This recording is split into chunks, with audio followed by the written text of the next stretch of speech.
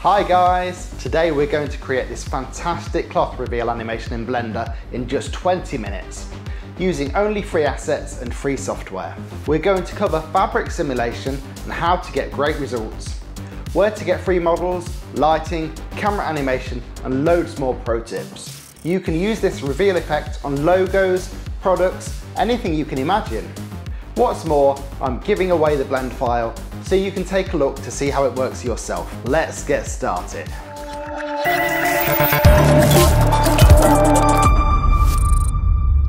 Okay, back in Blender. Press A to select everything, X to delete everything.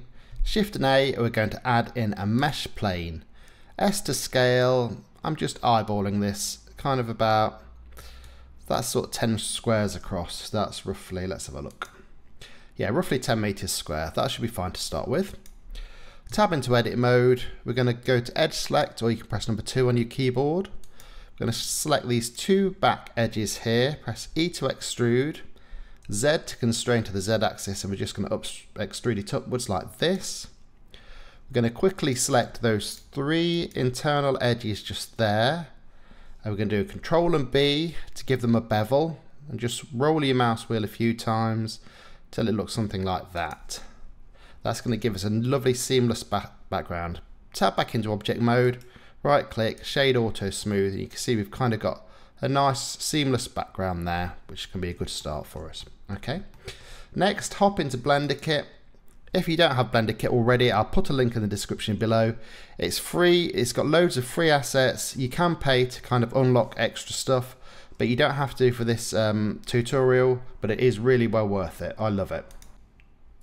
In Blender Kit, we're going to just press the little eyeball, and then we're going to type in Corvette. And if you hover over these, you can see we've got Chevrolet Corvette 2014. You can just drag and drop into there. Just select it in the outliner, and then press R to rotate, Z to rotate on the Z axis, and type in 180 just to flip it round.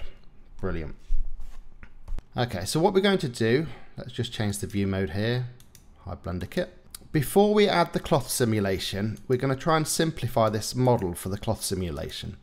Okay, the easiest way to do it is to kind of go to the outliner, hold down Shift and select all of the items under the Chevrolet Corvette. We're just going to go to Object, we're going to convert it to a mesh, and then we're going to press Ctrl and J, and that is going to make it into one single object which you can grab and move around.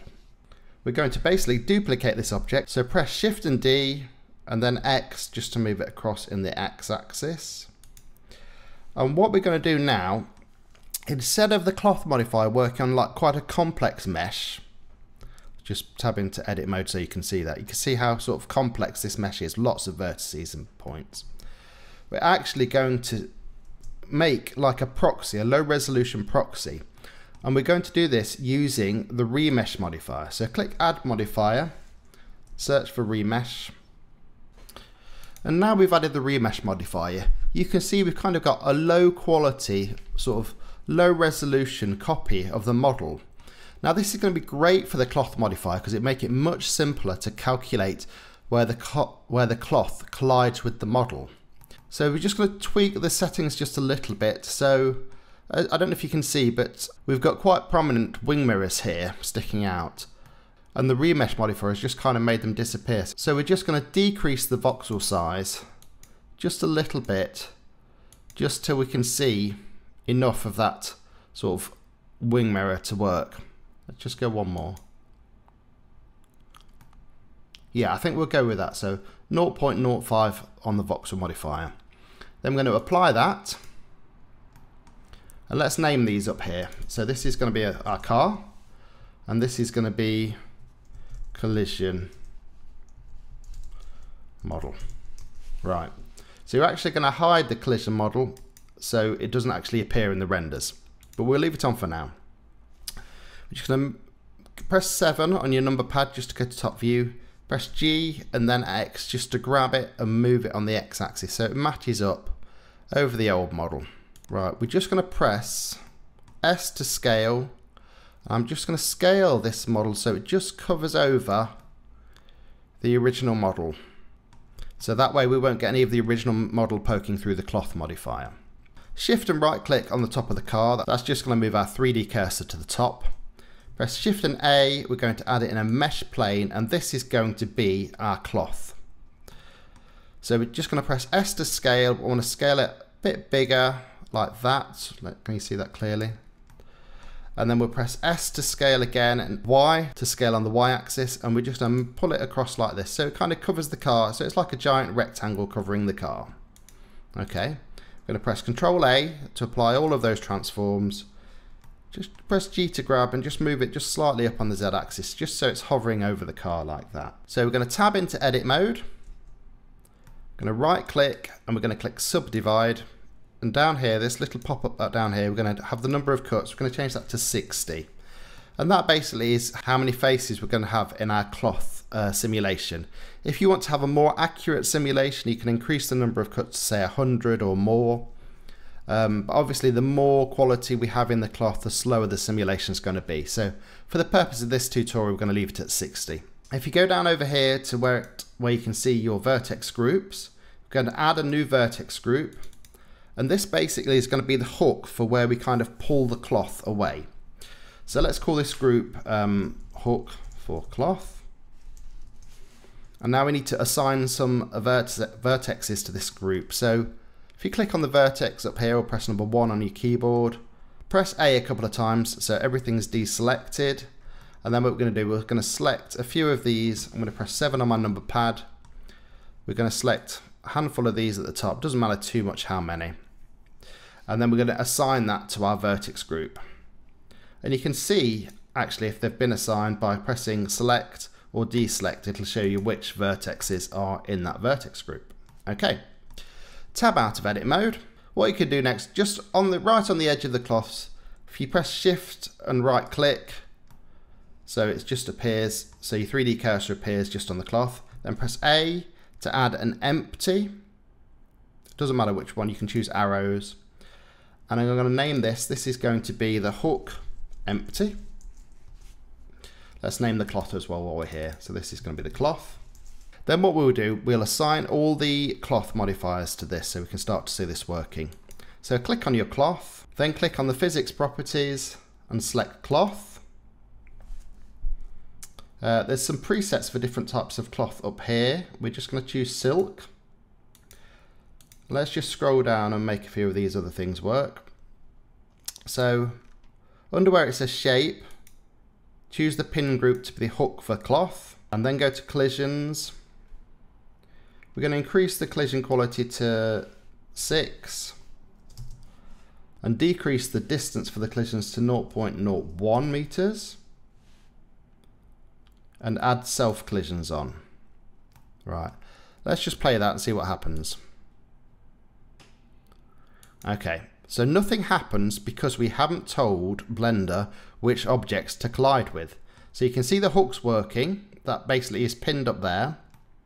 In fact, we actually need to add that in. So just go to your modifiers tab, add in your hook modifier. Let's just search for that. And choose the hook empty as the object. And make sure that the hook is at the top of the modifier stack, so that works before the cloth object. Right, so now we're going to click on the collision model. Make sure we've got a collision model and not the car selected. And we're going to go into the physics properties and we're going to click collision. And we're also going to do the same for the floor. That's going to be a collision as well. Now when we run the simulation, you can see the collision is colliding with the car pretty nicely. Right, to make this look a bit prettier, we're going to add in another modifier on the cloth. So if you search for subdivision surface, and let's add a couple of those in, maybe 3. And then also right click and shade auto smooth. That's looking a lot nicer. Okay, so next we're going to actually have the hook, which is this empty here. We're going to animate the position. It's almost like an invisible hand holding the cloth. So if you start here We're going to add a keyframe by pressing I, a location keyframe. We're going to move forward to about 30 frames. Press G to grab, Z to move in the Z axis, move it to the floor. Then press I to add another location keyframe. Now instead of the cloth hanging up here, when we play the simulation again, it's not working. Okay, I've just remembered in the cloth modifier, although we've added the hook modifier and we've selected the hook empty, we also have to choose the vertex group, which is the hook for cloth. Right, now, so when we play the simulation again now, you'll see the cloth stays with the empty. So we're going to just move this empty now. It's going to fall down for the first 30 frames, and then the next, let's say 160 frames, it's going to move backwards. So with the hook empty selected, press G and then Y to move on the Y axis. Move it back behind here. It's about a good car's length away. And then press I to add another location keyframe. And right, I can see this is going to be a problem because the cloth is going to hit the edge of this background. So if we press S to scale and just scale that up a bit further so we can see the empty at the edge. Right, now if we replay that animation now, the cloth falls on the car and the hook pulls the cloth off the back of the car. That looks really good, but can we see what the big problem is? It's this. This wing mirror is poking through. So what can we do about this? There's probably quite an easy fix.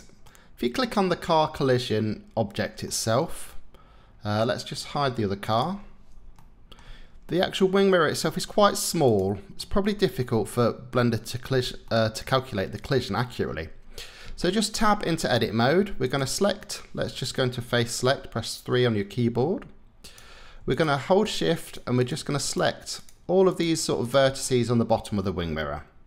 I just select some of those bottom vertices, G to grab, Z to move on the Z axis. Let's just pull it down quite a bit here.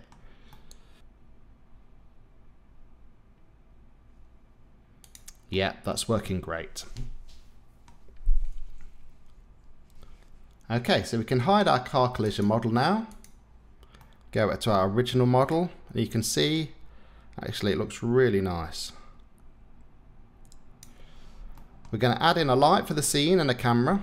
So shift and right click on above the car, press shift A, let's add in an area light, G to grab, Z to move up, move it above the car, S to scale, let's make it nice and big and give it a rectangular shape, S to scale, Y to scale on the Y axis. Let's change the strength of the light. Let's have a look in I'm going to choose cycles to render this in. Device GPU compute. If you haven't saved yet, make sure you save. Max samples 32, should be fine. And we're going to, let's just change the world lighting needs to be nothing. So we just get all the light from this light above it, this area light. Let's increase the power of that, maybe 500. Let's also add in a camera, so press Shift A, add in a camera. If you sort of get the viewport about right where you want it to be, then press Control, Alt and 0 on your number pad. You can actually move the camera to your viewport, match that with the camera viewport. Shift and tilde.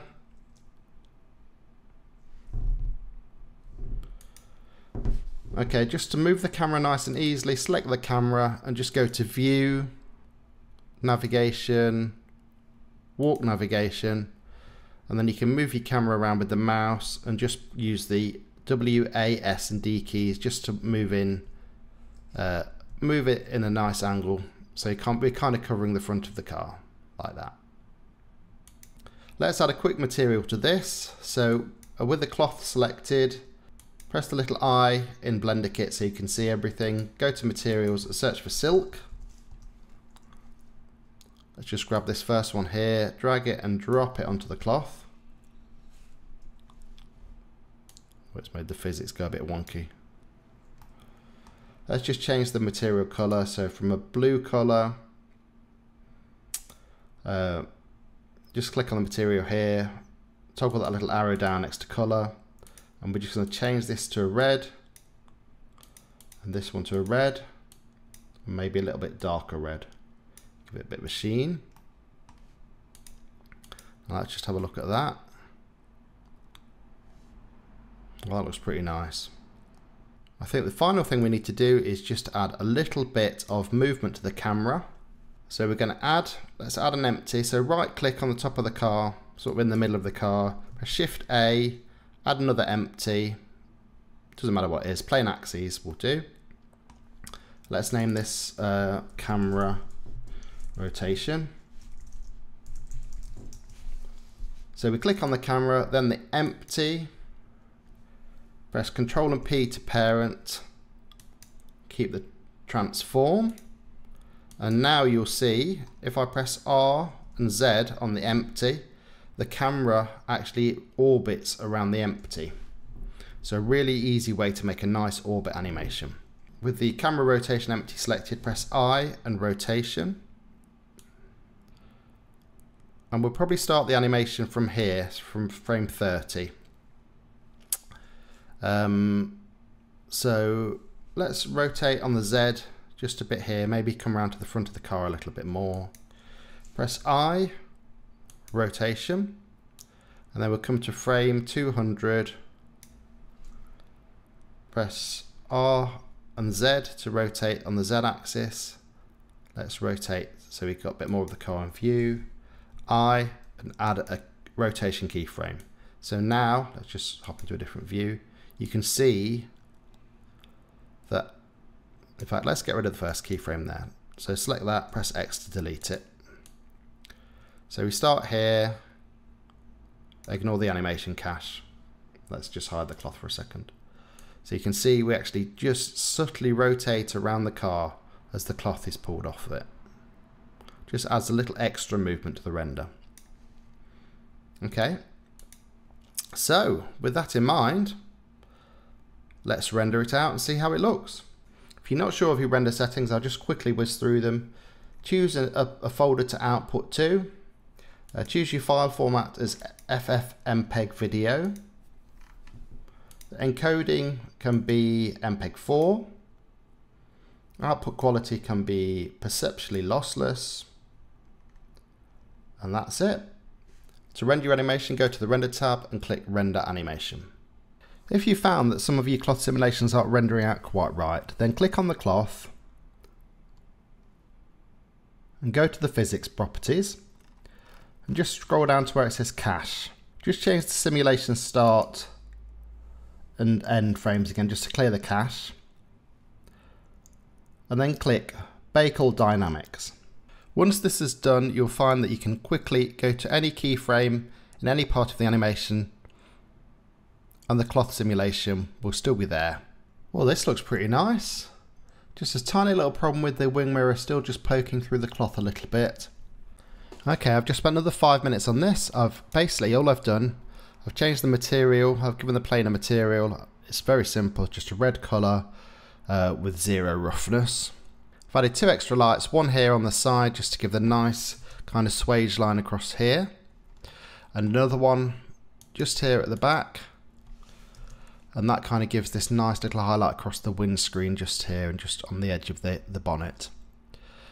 I've also, on the actual cloth material, I've added a solidify modifier just after the cloth modifier with just a little thickness, and that basically just stops anything poking through.